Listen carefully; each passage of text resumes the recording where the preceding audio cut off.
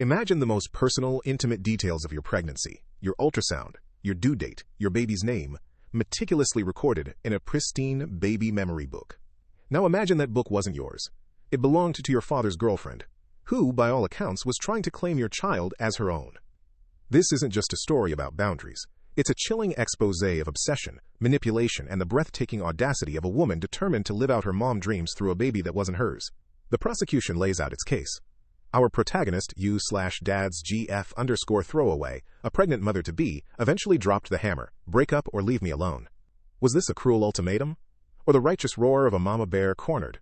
You be the judge. This saga began with 30F, who we'll call OOP, eagerly awaiting her first child. A joyous occasion, clouded by a bizarre, escalating drama featuring her father, 60M, and his much younger girlfriend, 40F. The core conflict was stark. Dad had 3 adult children and zero desire for more. Girlfriend, however, harbored a fervent, desperate yearning for motherhood. A fundamental, irreconcilable chasm. Their solution? A temporary truce, a fatal pact. They'd wait a few years, hoping one of them would spontaneously change their mind. A ticking time bomb, ticking towards an inevitable detonation. And then, OOP announced her pregnancy. The girlfriend's reaction wasn't just excitement. It was an immediate, relentless invasion. Her phone became a weapon, unleashing a daily barrage of calls. The attacks were strategic, incessant name suggestions, unsolicited parenting tips, and demands for whether OP was having a boy or girl because, she declared, her shopping lists differed. The peak of her brazenness, a direct, audacious query: could she attend OOP's ultrasound? A shocking bid for intimacy that OOP, never even remotely close to her, certainly had not offered. This wasn't caring. It was an overwhelming, suffocating embrace from a stranger. The girlfriend's behavior felt less like support and more like a hostile takeover of OOP's sacred journey. The true horror began during a casual visit to Dad's place. OP walked into a heated argument only to discover the explosive topic: her baby. The girlfriend's master plan unraveled. She wanted Dad to convert his guest bedroom or home office into a full-blown nursery, a dedicated space for a grandchild who would never live there. Even Dad, who had initially suggested a simple bassinet for occasional naps, a concept OOP had cautiously greenlit, balked at this radical demand. The prosecution notes his implicit recognition of the girlfriend's overreach. OP tried to be polite, to explain the obvious. She wasn't planning on them babysitting. Her baby already had a perfectly good nursery at home.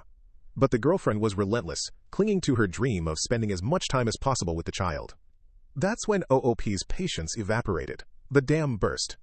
I understand you disagree on having a baby, but that is not my problem. You two need to either break up or leave me alone because I am done dealing with this, a declaration of war. The blowback was immediate and predictable. Dad, outraged, accused OOP of rudeness, of denying his girlfriend's help, and of overstepping into his personal relationship. He painted OOP as the villain. The internet, however, overwhelmingly sided with OOP.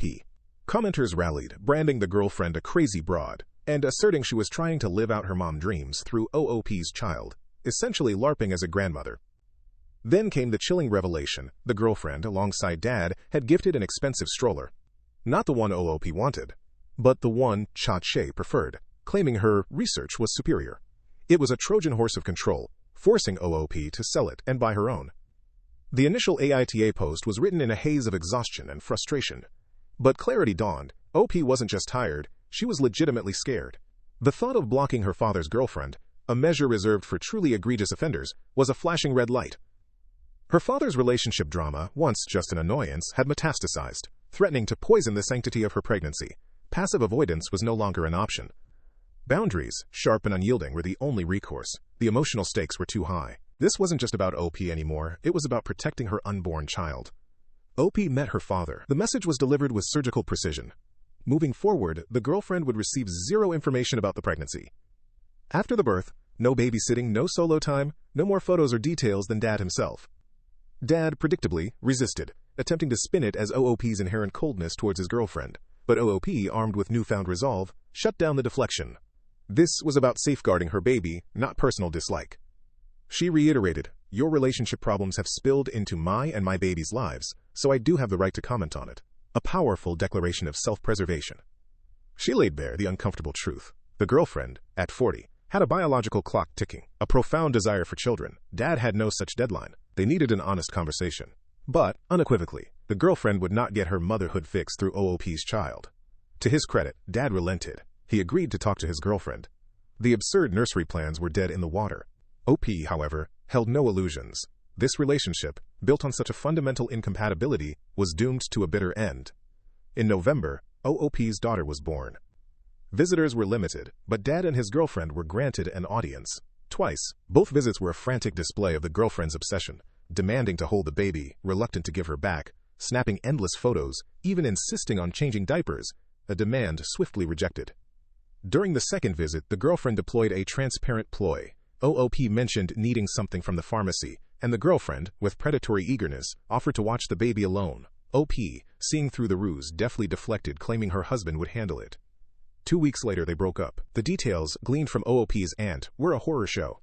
The girlfriend had purchased a high chair, baby-proofing kits, diapers, and a baby memory book, filled with OOP's personal information, even her ultrasound picture.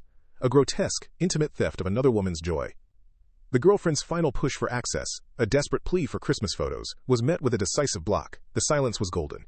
OP, freed from the suffocating drama, reveled in her maternity leave, cherishing her daughter, finally and completely undisturbed. The jury of life had spoken, delivering a verdict of peace.